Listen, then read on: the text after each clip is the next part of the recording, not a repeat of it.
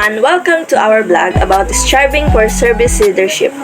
In this blog, we will be featuring some of real-life stories of individuals who have faced significant challenges and adversity in their lives, but have managed to overcome them and are now using their experiences to help others in their community.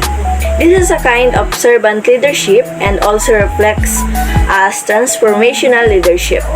So let us start from a survivor of domestic violence who now advocates to victims and works to raise awareness about the issue. This is Angela, a brave woman from Louisiana, USA with her two sons. Angela has a partner for 20 years but ended up broke because of the violence that her husband do to her. Angela is a survivor of gun and domestic violence and was left paralyzed after being shot by her partner. Despite her trauma, she has become an advocate for change, speaking out, gun control, mental health, and domestic violence. She is partnering with the domestic violence to support others in similar situations and emphasize the importance of walking alongside survivors. Angela Gabriel survived 9 gunshots, but she never cried about being paralyzed. Her resilience and determination to make a difference serve as a reminder of the urgent need for systemic change to address domestic violence and support survivors. Angela's experience highlights the devastating impact of domestic violence and the importance of supporting survivors. Next is a person who overcame a disability and now mentors others with similar challenges. He is Stevie Wonder. Stevie Wonder. Stevie Wonder was born May 13, 1950 in Saginaw, Michigan, US. He is an American singer, songwriter, and multi-instrumentalist, a child prodigy who developed into one of the most creative musical figures of the late 20th century. From birth and raised in inner-city Detroit, he was a skilled musician by age 8.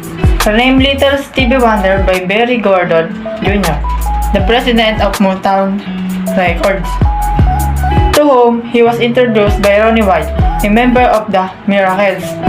Wonder made his recording debut at age 12.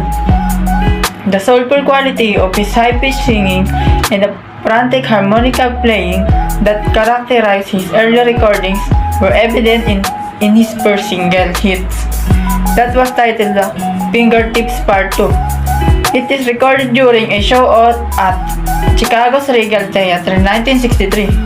But Wonder was much more than a freakish, prepubescent imitation of Ray Charles, as audience discovered when he demonstrated his prowess with a piano, organ, harmonica, and drums.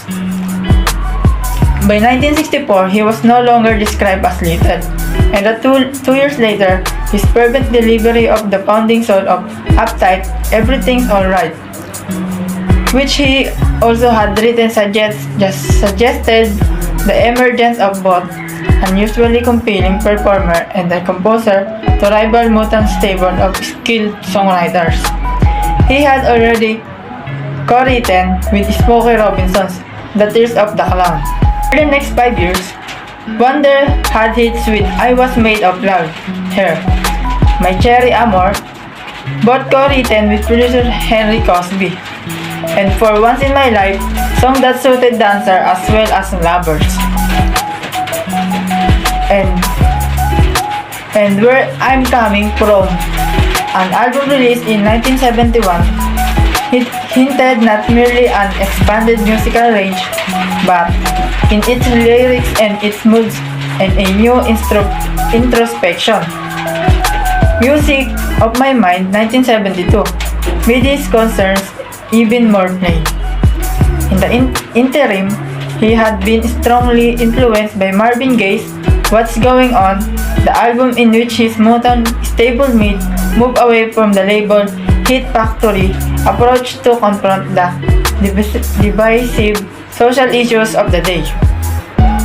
Any anxieties Gordy may have felt about his protege's declaration of independence were aptly canned by the run of recordings with which Wonder obliterated the competition in the mid-1970s. Talking Book, 1972, Inner Visions, 1973, Fulfillingness, First Finale, 1974, and The Song in the Key of the Life, 1976, were all regarded as masterpieces, and the last three of them won a slew of Grammy Awards, each of them being named Album of the Year. Those albums produced a steady stream of a classic hit song, among them Superstition, You Are the Sunshine of My Life, Higher Ground, Living for City, Don't You Worry About Things, Boogie on Reggae Woman, I Wish, and The Third Book. Although still only in his mid-20s, Wonder appeared to have mastered virtuality. Every idiom of African American popular music and to have synthesized them all into a language of his own.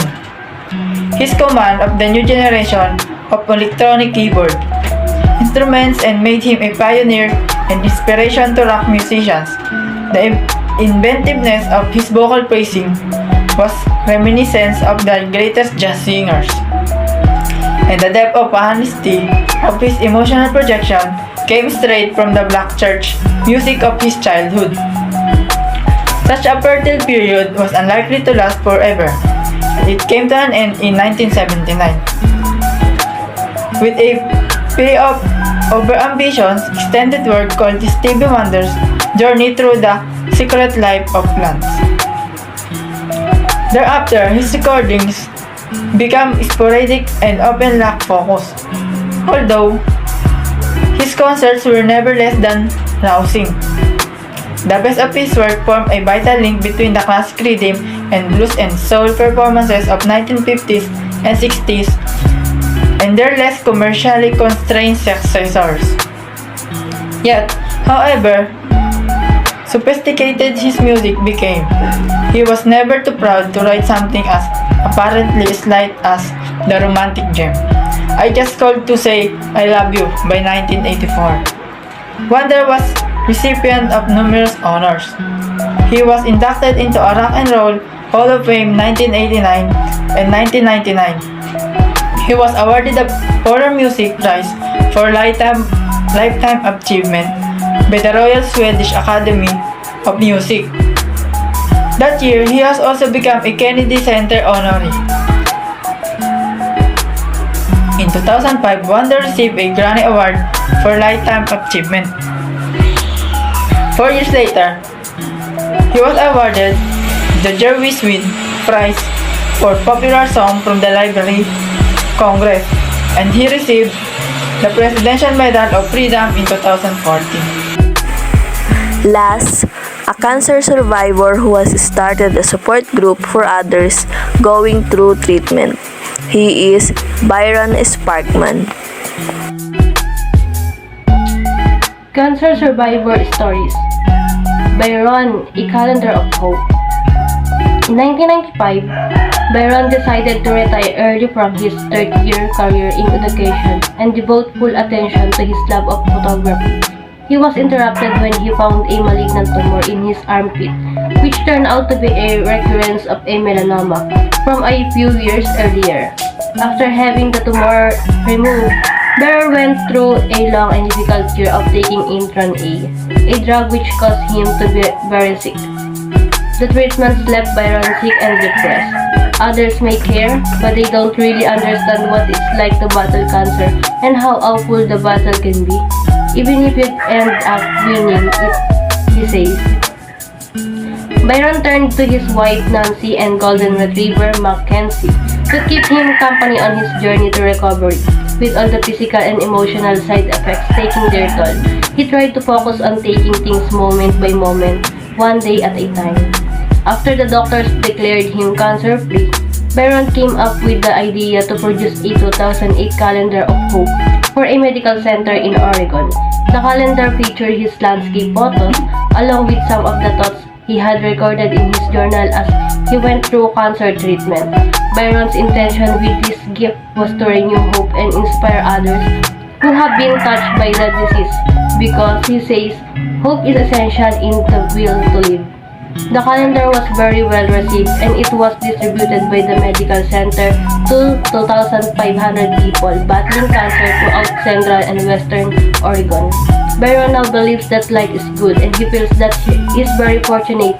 At my best, I am a more patient person, patient with myself and with others, he says. Now that I'm 73 years old, every day is just another blessing. I'm learning to become a fly fisherman. I'm still planting trees. I'm looking forward to tomorrow. Through this video, we hope to shed light on the resilience and strength of individuals who have faced adversity and encourage others to find ways to use their own experiences to make a positive impact in their communities. These stories will serve as a reminder that no matter what challenges we face, there is always the opportunity to create, change, and help others.